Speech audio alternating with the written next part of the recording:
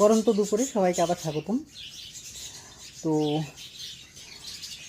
আমরা কালকে ডিএ আন্দোলনরত কর্মচারীদের যে আন্দোলন দেখেছি, তারপরে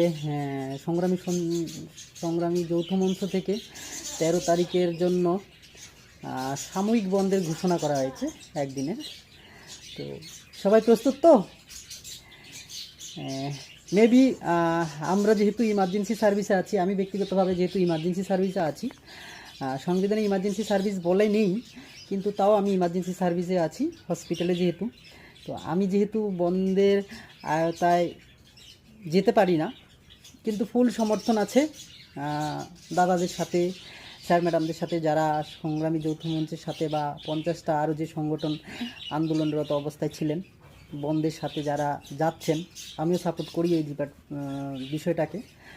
সরকারকে চাপে ফেলার জন্য আমাদের এটা করতেই হবে, কারণ না হলে সরকার কোনো দিন স্বতঃস্ফূর্তভাবে আমাদের আন্দোলনটাকে সায় দেবে না বা ডিএটা প্রদান করবে না।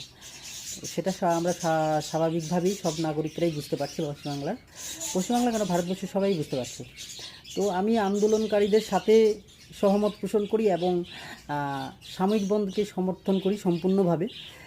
যদিও যেহেতু স্বাস্থ্য বিভাগের সাথে জড়িত, হসপিটালের সাথে জড়িত, আমি সরাসরি বন্ধে নামতে পারবো না বা ওটা অ্যাক্টিভ হিসেবে থাকতে পারবো না। তবে আমাদের যেহেতু প্রোটোকলে নেই, আমরা পেন ডাউনও করতে পারি না বা সার্ভিস থেকে সরতে পারি না।